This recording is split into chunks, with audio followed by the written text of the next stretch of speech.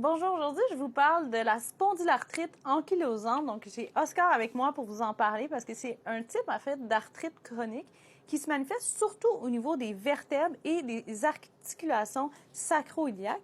Puis qu'est-ce qui est particulier dans cette maladie-là, c'est qu'il va avoir une rigidité, comme une raideur qui va se former.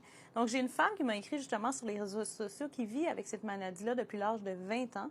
Puis justement, quand elle était prise avec ces douleurs-là, elle disait qu'elle pouvait même pas dormir la nuit parce que si elle restait dans une position fixe, elle se réveillait le matin et était prise dans cette position-là. Fait que pour elle, c'était extrêmement difficile.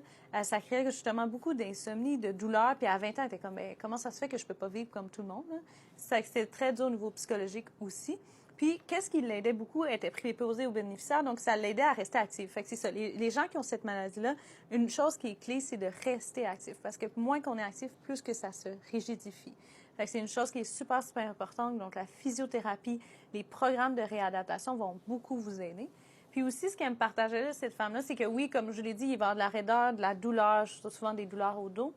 Mais une chose qui peut aider, elle, à un certain point, elle s'est fait référer en rhumatologie, qui est un spécialiste pour cette maladie-là. Puis elle s'est fait donner la prescription d'Humira, qui est comme un médicament biologique qui vient aider. Puis pour elle, elle a dit que ça a changé sa vie, là, de A à Z. Elle peut maintenant bouger, elle peut dormir, puis ça a vraiment fait une différence. Les autres médicaments qu'on peut faire quand il y a une crise, parce que souvent, les types d'arthrite qu'il y a, quand il y a une inflammation, ça vient par crise.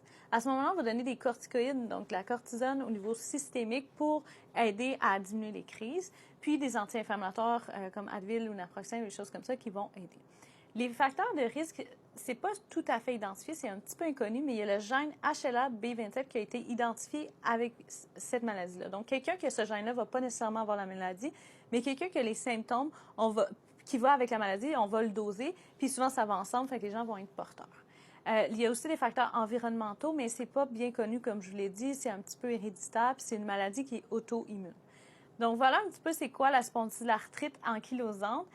C'est aussi mélangeant des fois, il y a la spondylose ankylosante qui peut exister, qui est vraiment plus focusée au niveau des vertèbres. Il va y avoir une rigidification, les ligaments qui vont venir se rigidifier, se calcifier, fait qu'ils vont rester pris ensemble, puis il va créer beaucoup, beaucoup de raideur. Donc voilà un petit peu c'est quoi. Si vous avez plus de questions, ça va me faire plaisir de vous en donner plus et de répondre à vos questions.